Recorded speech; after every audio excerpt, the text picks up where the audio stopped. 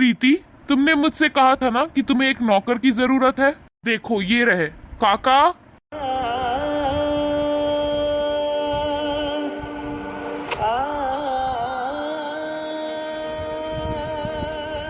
विवेक, तुम इन्हें अंदर ले आओ। चलिए।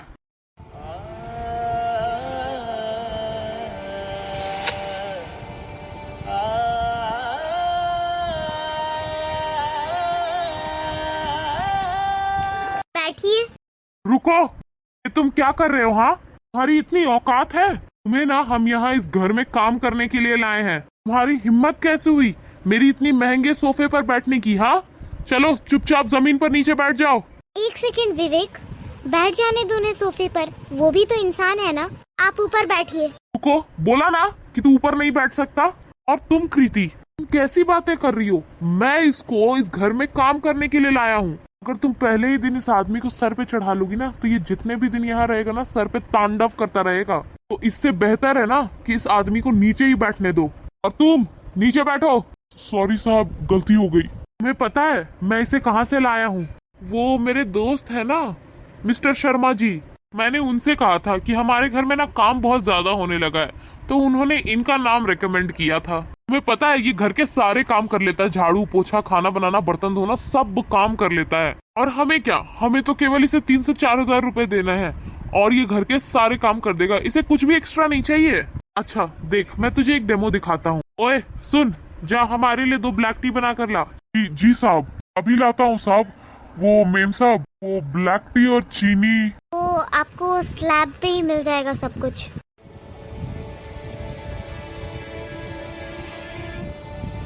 ऐसे ये तुम्हें कहाँ मिले? अरे अभी तो बताया तुम्हें, ध्यान कहाँ है तुम्हारा? मैंने बताया ना, मिस्टर शर्मा जी के यहाँ ये काम करते थे। अब ये आदमी हमारे यहाँ पे काम करेगा। और ये रहते कहाँ हैं? अरे यही पास में सेक्टर 4 में जो झोपड़ी नहीं है, उन्हीं झोपड़ियों में रहता है ये। अब इसके आगे पीछे तो कोई है नहीं, बेचारा वहाँ अकेला रहता है। तो फिर मैंने सोचा कि क्यों ना ये इसी घर में रह लेगा और काम भी कर लेगा।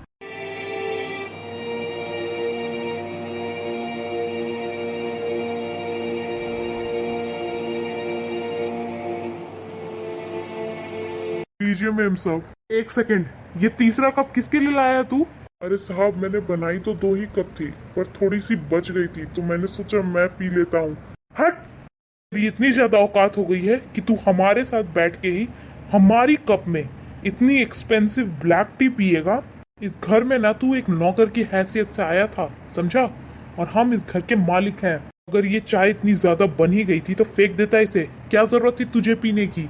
गलती हो गई साहब। विवेक, तुम्हें थोड़ी सी भी तमीज नहीं है क्या कि बड़ों से कैसे बात की जाती है? हाँ, अरे ये तो देख लो कि वो उम्र से तुमसे कितने बड़े हैं। अरे कृति, तुम ये क्या बोले जा रही हो? तुम होश में तो हो? इस 2 कौड़ी के नौकर के लिए तुम अपने पति को ऐसे सुनाए जा रही हो? रहने दो बेटा, रहने दो कृति बेटा। क्या तूने मेरी बीवी को नाम से बुलाया? तेरी इतनी हिम्मत हो गई? तुझे तो अभी बताता हूँ मैं, एक लाफा मारूंगा ना तो होश ठिकाने पे आ जाएगी। एक मिनट, तुम मुझे एक बात बताओ विवेक, कि एक बाप अपने बेटी को नाम से नहीं बुलाएगा तो और कैसे बुलाएगा? क्या कहा तुमने? बाप बेटी, ये क्या चल रहा है तुम लोगों का? मैं तुम्हें सारी बात समझाती हूँ। ये मेरे पड़ोसी हैं और बचपन से लेकर के आज तक इन्होंने मुझे अपनी बेटी की तरह समझा है।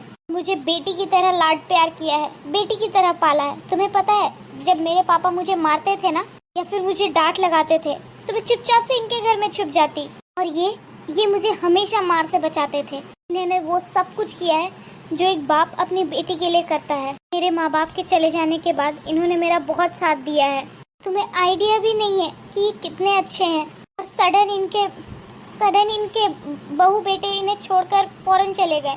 मुझे लगा कि ये भी उनके साथ चले गए होंगे, पर मुझे ये नहीं पता था कि इनकी ऐसी हालत हो गई है और इन्हें यहीं छोड़ दिया गया है।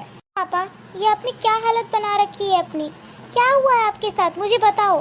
क्या बताऊँ अब तुम्हें बेटा, इतनी मेहनत से मैंने अपनी औलाद को पढ़ाया लिखाया, इस काबिल बनाया, और उसने बहू के कहने पर मुझ पर कागजात पर अंगूठा लगवाया और सारी जमीन जायदाद बेच दी और सारे पैसे लेकर विदेश भाग गया। और वो दोनों मुझे दर दर की ठोकर खाने के लिए यहाँ छोड़कर चले गए। तो बताओ मैं कहाँ जाऊँ? कहीं पर काम करने के लिए जाता हूँ तो वो लोग मना कर देते हैं कि नहीं नहीं, तेरी उम्र नहीं है काम करने की, चल भाग यहाँ से, भगा देते हैं बेटा। फिर मुझे इन साहब के दर्शन हुए। इन्होंने मुझे कहा कि ये मुझे काम देंगे, मुझे काम पे लगवा देंगे। इसी बहाने बस बेटा तुम्हारे भी दर्शन हो गए। साहब मुझे यहाँ जो काम करने के लिए ले आए। बेटी, मैं गलती की माफी मांगना चाहता हूँ। मेरी वजह से तुम दोनों के बीच दरार आ रही थी। मैं कोई और काम ढूंढ लूंगा, मेरी चिंता मत कर। मैं चलता हूँ यहाँ से। पापा, आपने हमेशा मुझे अपनी बेटी समझा है और आपने एक बार भी मुझे बताने की कोशिश नहीं की कि आपके साथ इतना सब कुछ हो गया। जानता हूँ बेटा कि तू मेरी बेटी है, पर मुझे एक बात बता, जब मेरा खुद की औलाद मेरे किसी काम न आया तो फिर मैं तेरे पास किस मुंह से आता? तू तो मेरी बस मुंह बोली बेटी है। तू तो पराई है ना बेटा। देखिए, प्लीज मुझे माफ कर दीजिए। मुझे बिल्कुल आइडिया नहीं था कि आप कौन हैं और मैंने बिना सोचे समझे आपके साथ इस तरीके से बिहेव कर दिया। और वैसे भी मुझे किसी भी आम इंसान के साथ, ऐसे गरीब इंसान के साथ इस तरीके का बर्ताव तो करना ही नहीं चाहिए था। पता नहीं मुझे क्या हो गया, मति भ्रष्ट हो गई थी मेरी। अंकल जी प्लीज मुझे माफ कर देना। नहीं नहीं साहब, ये सब करने की जरूरत नहीं है। मैं आप दोनों के ऊपर बोझ नहीं बनना चाहता। मैं जैसे भी हूँ ठीक हूँ। मैं काट लूंगा अपनी जिंदगी, मैं कर लूंगा अपना गुजारा जैसे भी होगा। प्लीज पापा, आप ऐसे मत कहिए। आपको कहीं जाने की जरूरत नहीं है। आज से और अभी से आप इसी घर में हमारे साथ रहेंगे। हाँ हाँ बेटा, आज से तुम दोनों ही मेरे बहू बेटा हो। भगवान तुम दोनों को एकदम खुश रखे। जी आप आइए, मैं आपको आपका कमरा दिखा देता हूँ, आइए। जी चलिए।